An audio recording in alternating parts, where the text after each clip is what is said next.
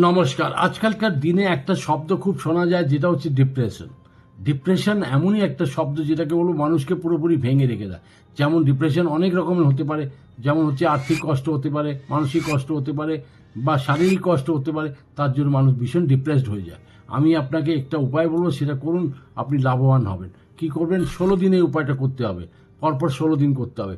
কি করবেন?